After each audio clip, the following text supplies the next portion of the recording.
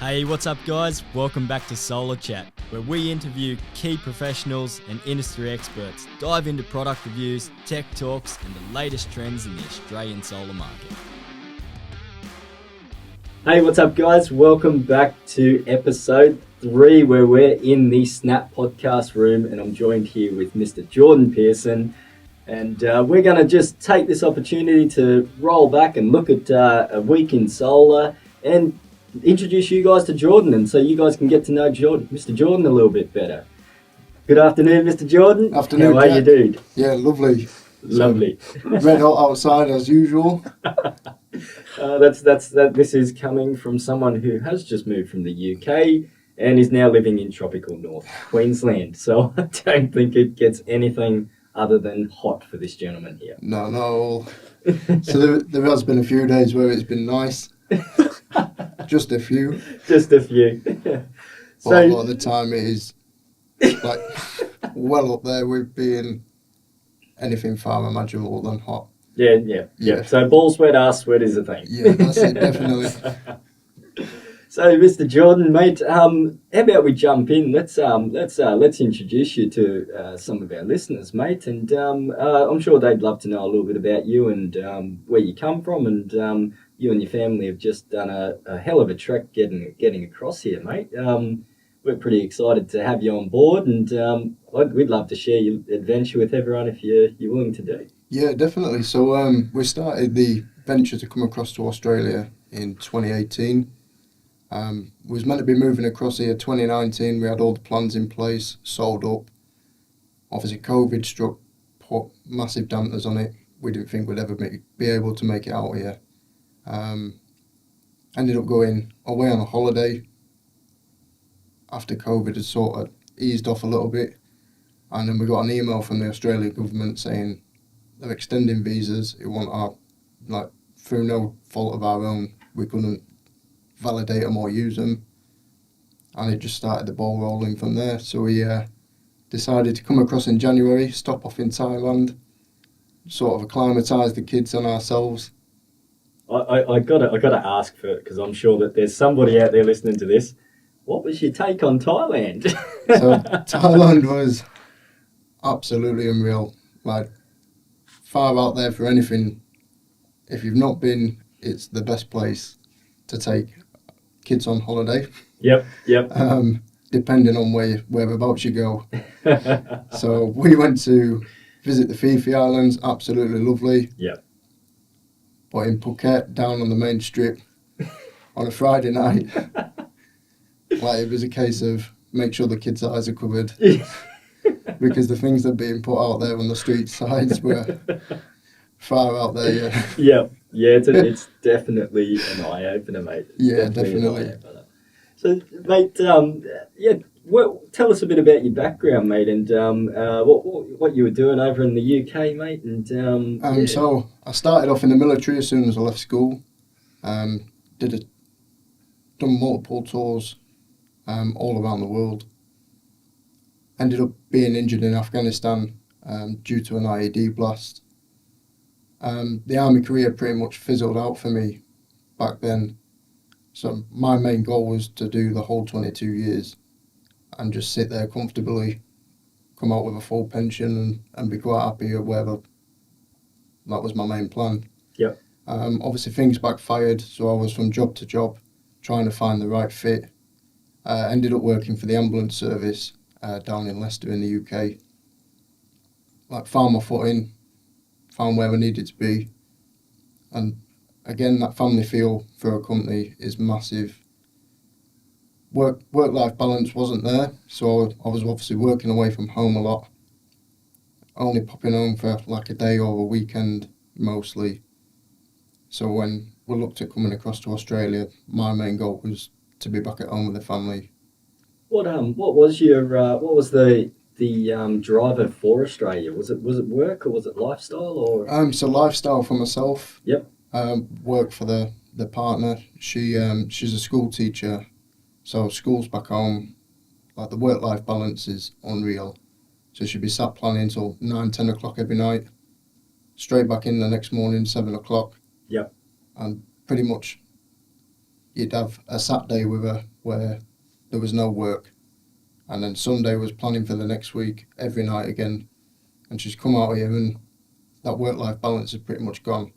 Yeah. So she goes to work 7 till 4 most days, no work at home unless she's got a touch-up lesson planning, and the weekends are like our own free time.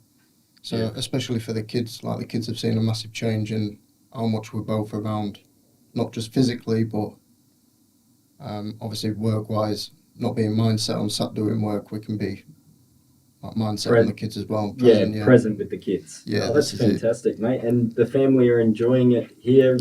Yeah, so both my boys absolutely love it, to say the least. Like going for strolls on the beach, local swimming centres, there's nothing like it back home. So yeah, it's been a massive change for us. Like weather-wise is absolutely amazing. Yeah. When you get the right humidity. Which doesn't happen very often. No, not at all.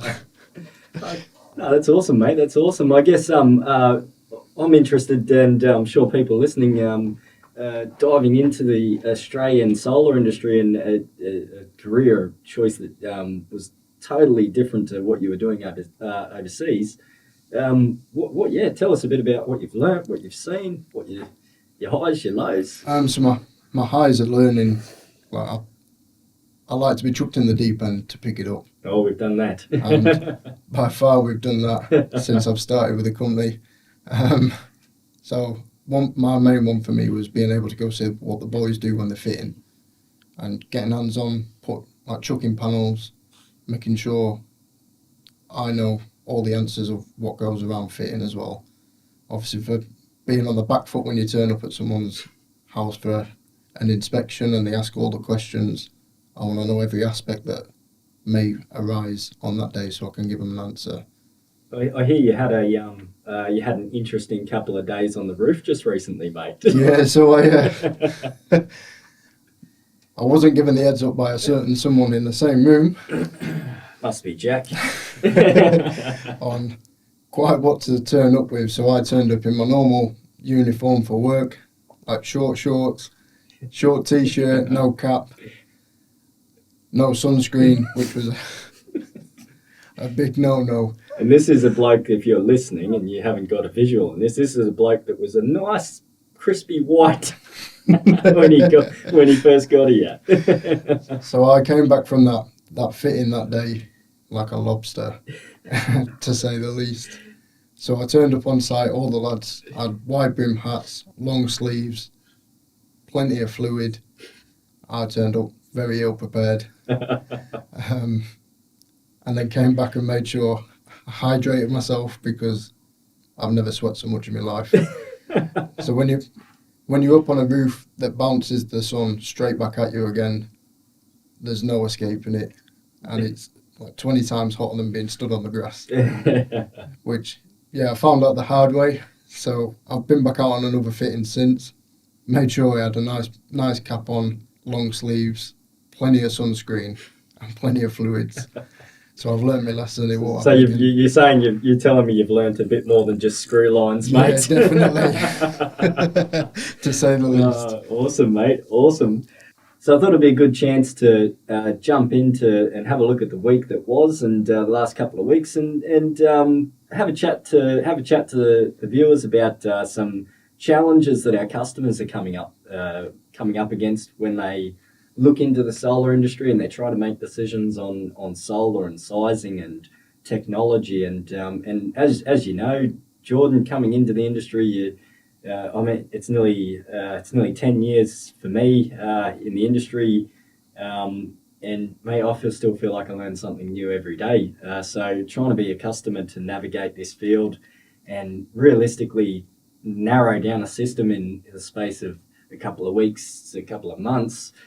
It's tough. It's a tough market to navigate. Yeah, definitely. So there's a lot that arises when, especially for me with no background, it's had to learn the hard way and just as normal for myself, be chucked in the deep end, pick it up as you go along. Any questions come up, make sure you do your research around it. so the next time you don't turn up red faced because you haven't got an answer. So for me, it is to make sure I've got answers for customers or clients, not only for themselves but for myself, to make sure when we're planning and things, I can give the customer the best that their property needs or their needs require. Yeah. So for me, the big one that comes out with pretty much every quote we go to is more panels mean more return on investment. Yeah, thinking that bigger's better. Yes, so that's the main one I've sort of come up against, especially the last 2 weeks. So a lot of people do a little bit of research around what systems they can have on the roof and sort of what return on investment that we're getting over the 5 year period or 7 year, whatever it be. And they've sort of got the understanding that the more panels you can have, so the bigger kilowatt system, the bigger space on your roof you can fit more panels on, and you can keep extending just to return that. Yeah. Whereas, like looking from it as no one with no like solar background at all, I'd have thought the same thing. Like the more Is better. Yeah, that's an interesting one, and is one that does come up a lot. Is customers measuring a system based on panel numbers, and there's so many things that vary the number of panels that may be added to your system. Historically, we look at panels, and in a short space, realistically, a couple of years, only a few years time frame, a 250 watt panel was a big panel. It was if you had a 250 watt monocrystalline solar panel back in the day, mate, you had the bee's knees. And manufacturers are changing panel sizing. It's a couple of times a year that we see a slight increase in power output of a panel. Back in the day, a 250 being a premium, yeah, nice footprint panel. I'd have to say that the norm's sitting anywhere between 370 to 415 as a standard footprint panel. Is pretty much the norm at the moment, and I believe by the end of the year, a 450 panel will be a pretty standard panel of choice. Yeah. So this is the thing I've found, especially over the last month or so. We're looking into different products that are out there. Is there is that many changes that are being made so quick to keep up with obviously competitors and what's going around the system.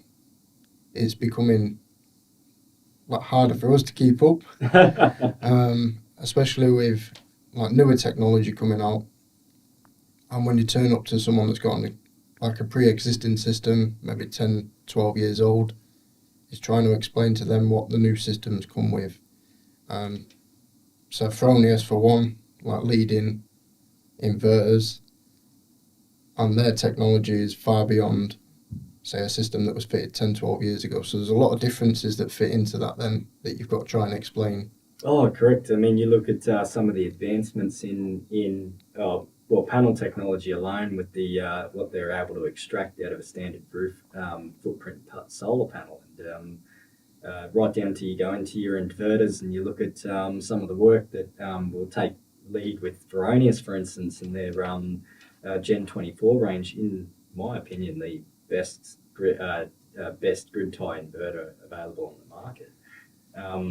Dynamic shade control and things like that are Fronius are offering. The technology they've put and the engineering that they've put into that inverter it's impressive. Yeah, definitely. And there's really when you break the numbers down on it, it really is with a brand like Fronius, you really do get what you're paying for. You certainly, if you turn up to site with a quotation for including a Gen 24 battery-ready unit compared to someone turning up with a Solus, for instance, that you're definitely not comparing apples with apples, so to speak. And I think that leads customers into a realm of confusion with product and technology and understanding the technology, it's a difficult market for a customer to navigate. Yeah, definitely. So it becomes then a conversation around the customer's needs, not necessarily what they're wanting, and that sort of feeds back to us as a company making sure we listen and give a requirement for what they need, not essentially want. Yeah, coming out with a solution rather than a sale, mate. Yeah, that's correct. it. Yeah. So I come across like the last 2 weeks, quote wise has been horrendous. We've had that many quotations to keep up with. It's been the same sort of questions that come up all the time. So for me, my main one was panel sizes. How many panels can I fit on my roof, and what am I gaining from that?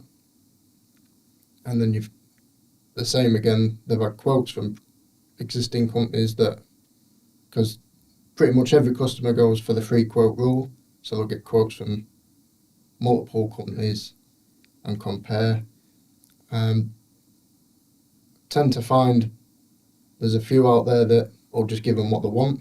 So a 13.2 kilowatt system, and their base load may only be 1,000 kilowatts a day. Or I guess that's really easy to do, right? As you would have seen by now, is it really is easy if a customer calls up and says, yes, I want a 13 kilowatt, for instance, or I want a 6 kilowatt. It really is easy just to go out and turn your brain off and just go, okay, I'm giving you this because this is what you requested, but I'm not going to dig any deeper and see if this is actually what you need. What you need, yeah. Yeah.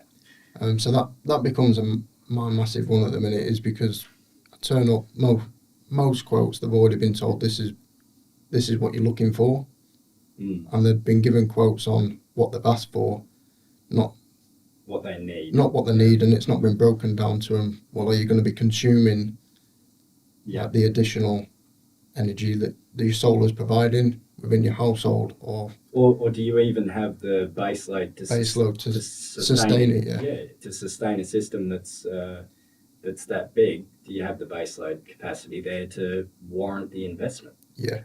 A customer with no ambitions to go battery electric vehicles or any particular electrical growth in the future really makes it hard if they don't have a base load there to consume their anything that's over and above their export limit.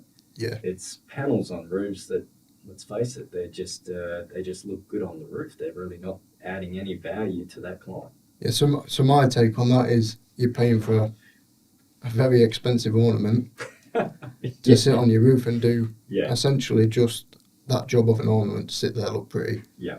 And sort of when you relay that across to the customer or client, they've got a very different take on it then, because you've took the time to break down what they're needing, not what they're wanting. And that for me is a massive thing, because it then breaks down the walls of you and the client or customer, because you've got that understanding that actually we're looking out for what the client or customer wants.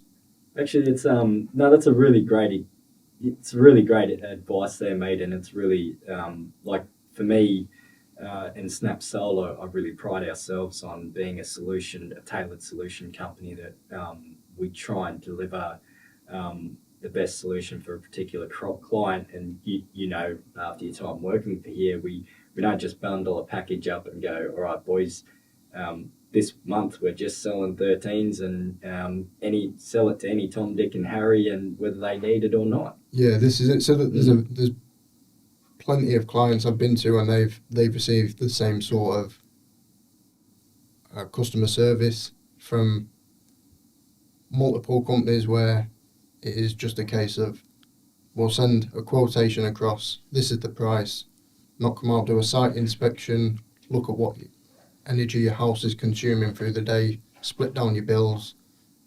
Like, there's a lot of tailoring to be done around a solar system. And everyone in their own way, shape and form. Like, I'm going to speak on our Mackay region and the Mackay district. The variation of the variety of customer that we get, they really do vary. You have you have your typical 9 to 5ers. You have the boys that are working in Paget. They're doing their 7 on, 7 off, or some sort of lifestyle roster, or even 5 and 2. Then you get the household that's got the mine worker who's working away. They may even have a couple that work away, and the house is dormant for 7 days. Yeah, for 7 days a week. So it is so important to dig into. It's more than just what's the bill or what's the dollar figure on your bill. It really is. Let's get into the nitty gritty. What's your living habits? How's the lifestyle here? What's it look like? Really get a gauge on how is that energy being consumed, and what's going to be the best way to offset it. Yeah, and especially for your nighttime usage, like that seems to be a big one that I came across. Understanding nighttime usage. Yeah, absolutely. And people understanding the export limits that we currently have got across Queensland at the moment. A lot of the assumptions of the more panels, the more we can sell back to the energy provider. It's not. Yeah, it's not as clear cut as what it seems. It's correct, and it's not ever really something that I find I've been to a customer, and they absolutely 100% fully understand. Yeah, what an export limit is. Yeah. If I can, I'll speak on one that actually we went to today, and that was a really interesting one for me, where the client called up. They have an existing system. He was clear cut on, Jack, I just want a 6.6 to expand my system. I need a bigger system. I'm still getting a bill, blah, blah, blah.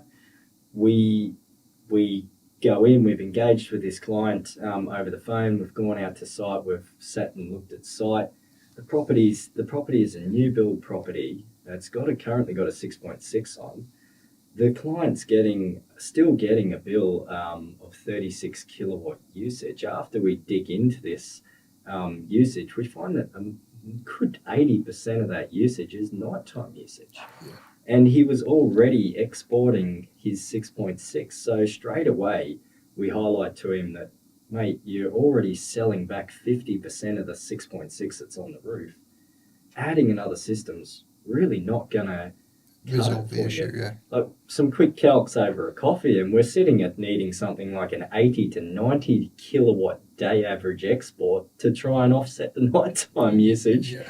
It's not going to happen. On single phase, it's not going to happen. So just that understanding around your export, what's coming into the household, what your household is consuming, yeah, and nighttime usage.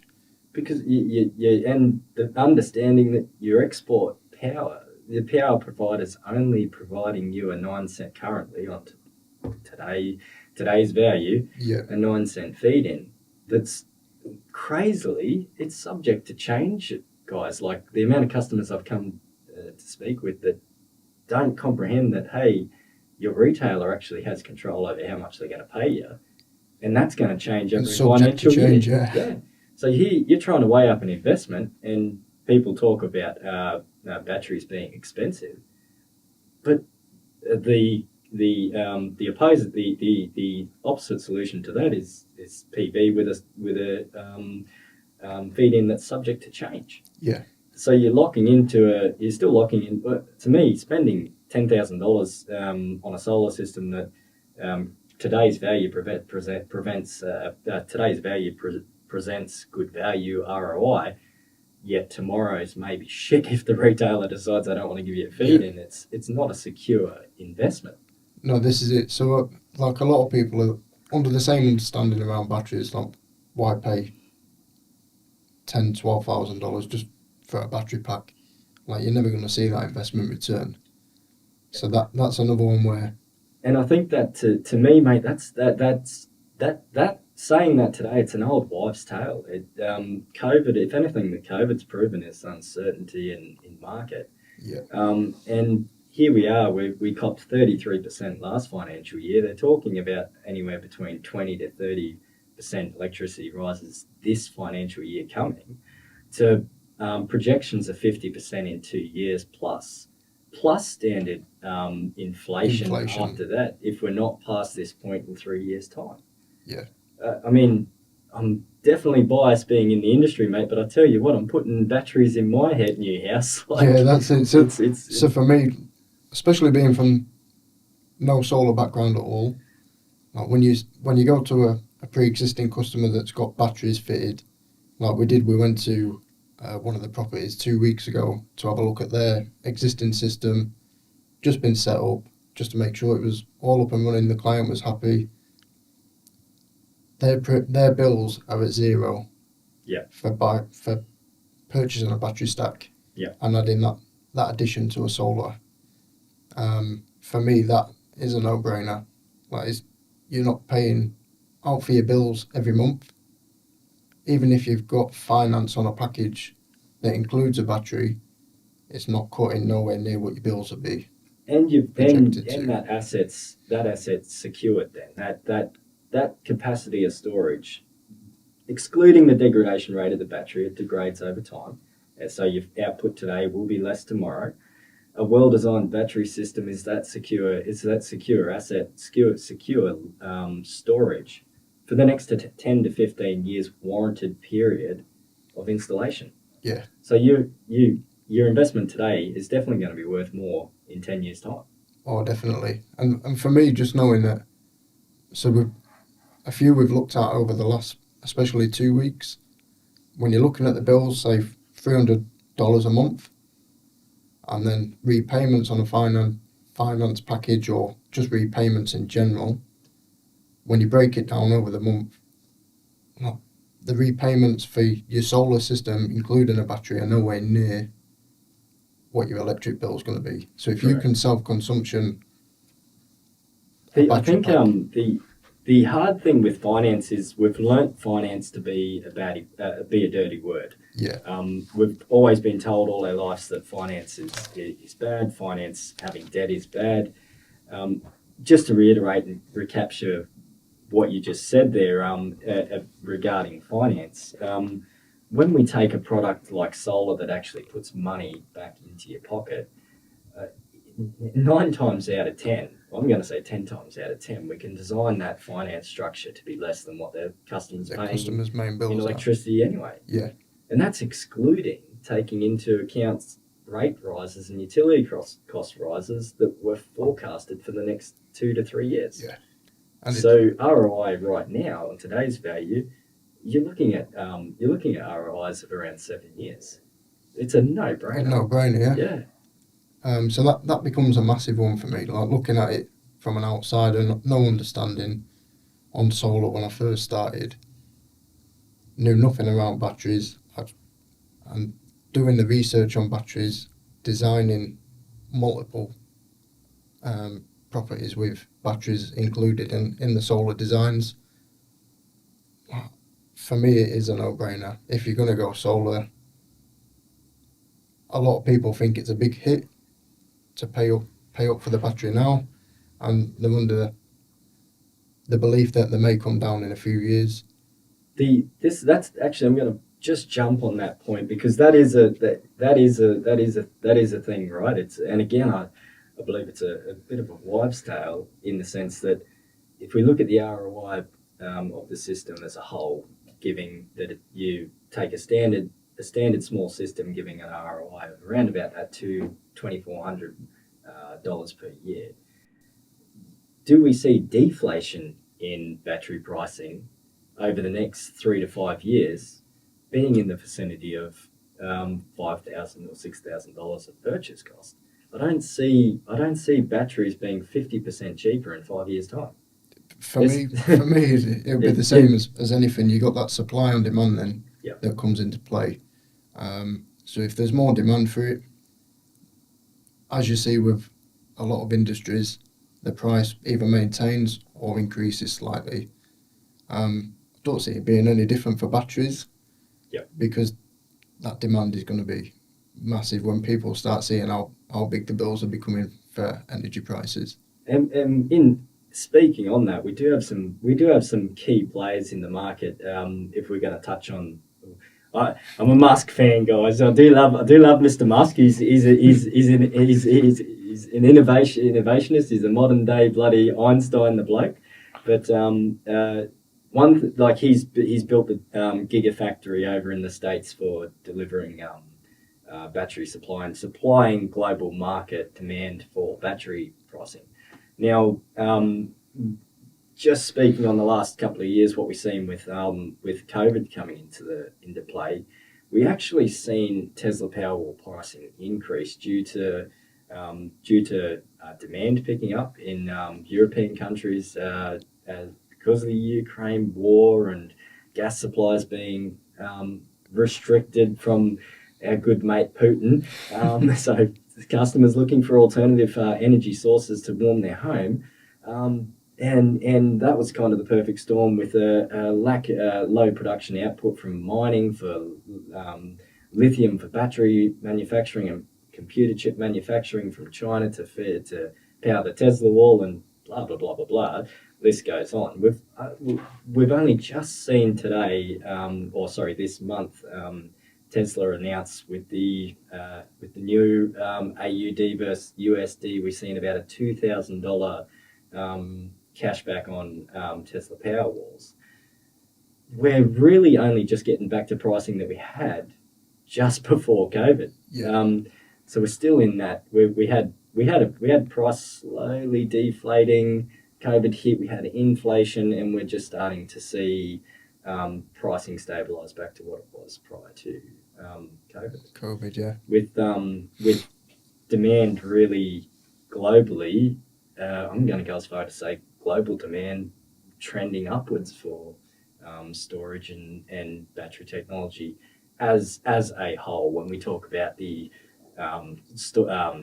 storage needed for the automotive sector and all the new technologies that seem to be merging towards going battery powered, so to speak.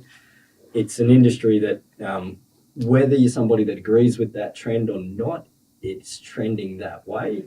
And there really are only a key few large-scale battery manufacturers globally that are going to be supplying this market. My opinion on that is taking action today and looking at storage as being a tool for the home is the way that we need to be looking at solar and storage. It is a nice feature to the home. Let's face it, I've said it in the past, Tesla do a pretty sexy power wall. BYD. BYD for me. BYD. No, they have some great solutions that they aesthetically look great and piece into the house well. But those need to be seen as tools that we leverage off and go, right, I expect an ROI on this over the next 7 years, for instance. And I'm looking to get cash back on this. It is here for one purpose only, and that is to save me money. Yeah, and in the long run, that's all anyone wants solar for. Like, solar is there. Look, mate, I'm not gonna get ordered by the Greens on this. So solar is there for clean energy. Yeah. And essentially to cut them bills back. If you can get all the way down to a zero bill. Yeah, it's to re-establish, putting the control back into the homeowners. Yeah, this is it, and that's it. So for me, especially over the last 3 weeks, talking to clients, customers' needs, there's been a big one out there of paying, say, five grand flat for a 10.5 system. Essentially, just a quote sent across, this is what you're receiving, just a flat quote of 5 grand. So when you turn up with a quotation of sort of 8 grand for a 6.6, they're under like massive variations of 2 quotes. So for me, that was a big one that came up. Sorry. Just speaking on that, you're speaking on foreign or southern companies quoting on quoting a larger system to be installed for like a fraction of the price in there. I think if I'm going to speak on that, and from time and time again, we see this in the market, and we've seen it with repaired systems in the Mackay region, where the story hasn't really been so pretty for the customer in this respect. I'd say one tactic played from, and I'm going to say small smart solar retailers in southern states that, let's face it, they let's face it, they find out, they get their hands on something that's on a fire sale cheap, and they push it out into all areas of the market, to basically entice a customer on price. Yeah. And they're price driven sales. Now, a customer should always get good value for money. You should not overpay for a product, and you should get a product, fair price for a fair product, as my old man would always say. Yeah, that's it. However, for for retailers that push these particular products and pricing out in the market, for me, it's more of a question to the client of what aren't you paying for, more so than what are you paying for. Yeah, so that becomes a massive conversation starter. As soon as you turn up and they've said, well, previously we've been quoted for this, so straight away. And or this is the exact same, like for like. How come it's cheaper? Or this is they quoted me the same product. It's the same as you for this XYZ price. Yeah.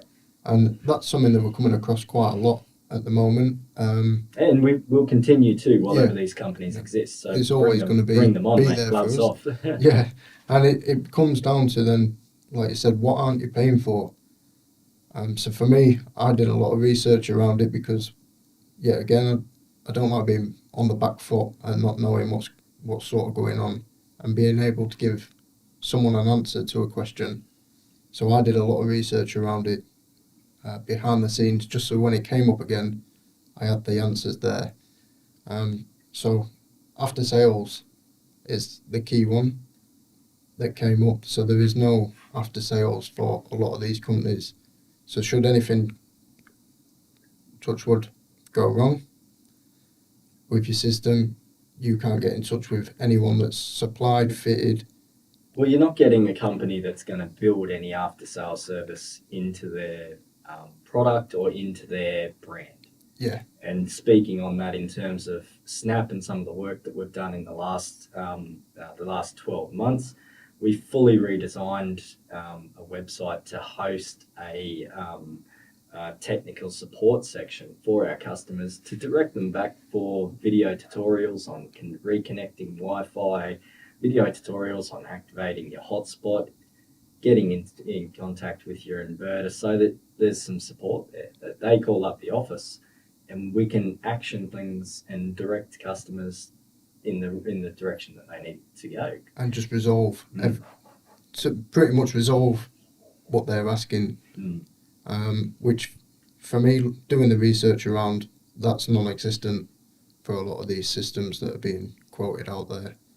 Another one for me was just the parts that are going into the solar. So solar doesn't just exist from your panels, your inverter, down to your batteries, your railing. Like, there's a lot of components that go into it. Well, if you want to get things down to the lowest bot dollar, you have to sacrifice on something. And really, there's not much that goes into a solar system that you can sacrifice. So you sacrifice on giving any after-sales support or having an after-sales support division.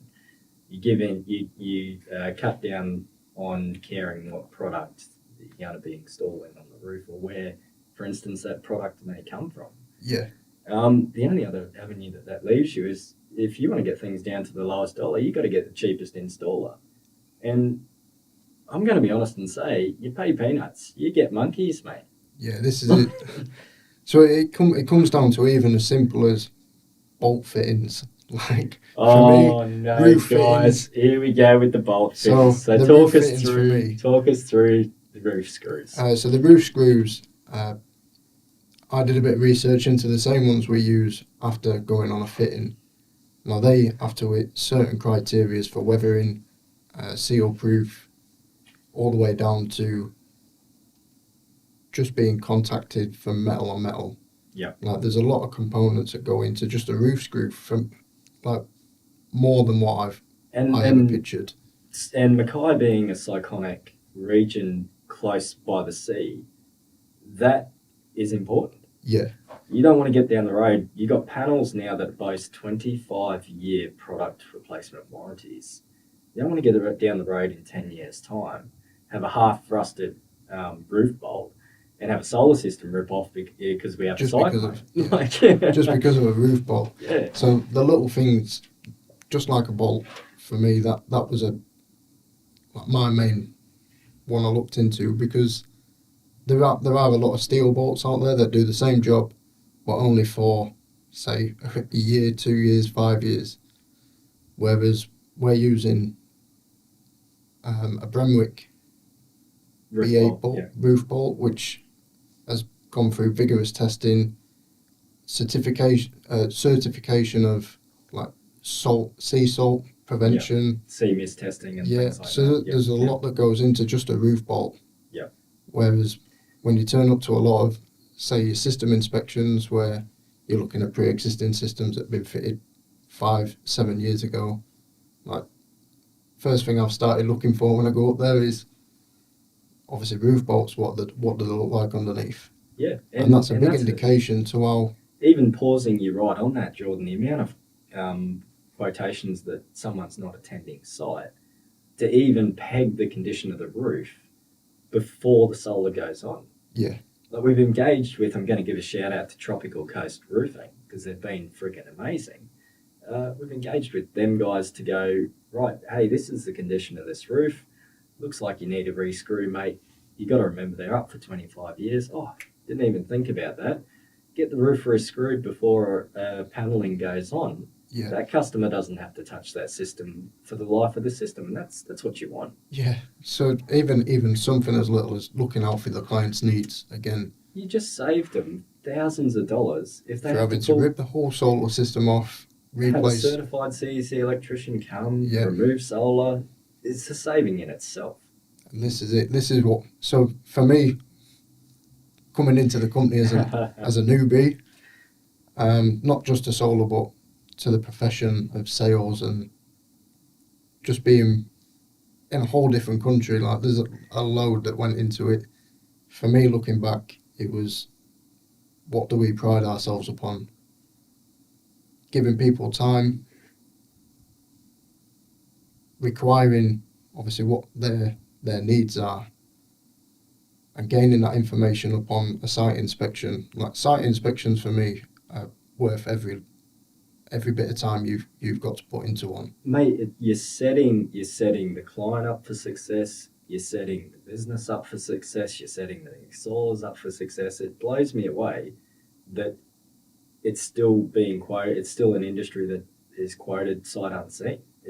I can't imagine getting a pool put in my backyard without somebody coming out and looking where they're going to dig. This is it. Like it's crazy. So there's like for me, there's a lot that comes from doing your site inspections, and that is key to make sure you're having a look around, to know what you're working with, to know what the installer's going to be working with. And again, there's going to be loads of hurdles that are chucked your way when you can put a plan together online, send it across, well, there's always going to be little hiccups or hurdles that come along. Yeah, things that have been added or removed since the overview was taken. No, this is it. Absolutely, even down to measuring out correct roof screw spacement for your paneling, and ensure that you're actually designing a system that can be installed. Can be placed, Yeah. Mate, we are getting on, so I don't want to drag the viewers out on this too long, mate. I'd be interested, mate, if you did have anything that your biggest lessons learnt since coming into solar, if you had a piece of information that you'd want to pass on to people that may be pretty new to solar, things that you now know that you didn't know before, and what do you think is the most valuable thing a client needs to know before getting into solar? So for me, it would be make sure you've got a bill handy straight off. Yeah. So we can work out the needs from just your normal bills. And understanding usage as opposed to just bill amount. Yeah, this is it. And then looking at roof designs, like it is easy to just plot a roof design, send it across and say, look, this is what you're going to be dealt with. Be under the understanding that we may use multiple roof faces, not just all set on one side. That's to maximise like the full solar day. Yeah, correct. Yeah. And do the research around what you're paying for. Yes, exactly. Try and understand to the best of your ability what you actually got in your hand. Yeah. So that becomes a massive one when looking at what clients need, want, and that for me is key. Giving them the time, sitting down, talking around their needs and the usages, and making sure they understand fully what they are paying for. And I'd have to go out on a limb here and say that if they're engaged with a company that are spending that time, that are explaining that usage and that system and being transparent with savings and how this technology all comes together, if you're engaging with a company like that, you're well ahead. Your streak's ahead. Yeah, like 1,000 miles difference from. Yeah. Same as any sort of industry. If someone takes the time to explain something to you, deal with a professional, you're more likely to aim that way. Yeah. Not just a case of winning sales for us, it's making sure the client understands what they're needing. Yeah, coming out solution-based companies. Companies coming out with solutions, not sales. Yeah. Yeah, and that's it. Absolutely, mate. That's been a wrap, mate. I think we wrap up right there. We dove way into batteries, probably more than we should have. But look, there's a lot of great stuff there, and I hope that those who have been listening have gained a bit of value and a little bit of insight on what it is that we do and the solar industry as a whole. It's one that I'm passionate about and have a lot of love for. So anything we can do to bring value to this fantastic industry, mate, I'm all for.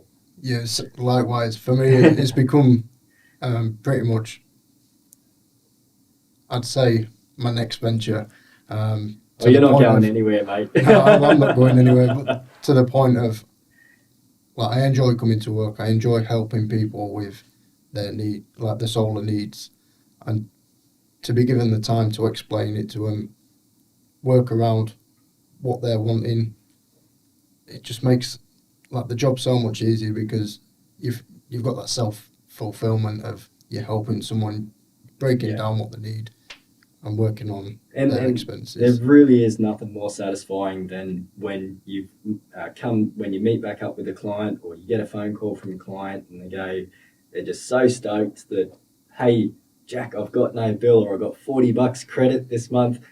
Best decision I made, and you know that you've set your client up for a win. Yeah, and that's it, especially with the way our energy prices are going. Yep. It's a no-brainer. No, absolutely. Well, Jordan, how was your first podcast, mate?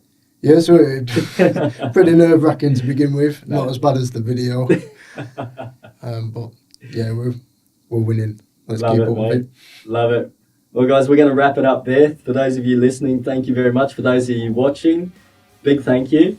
Stay tuned. We're going to jump in the next week. We're going to have something all new. We haven't figured out what that is yet.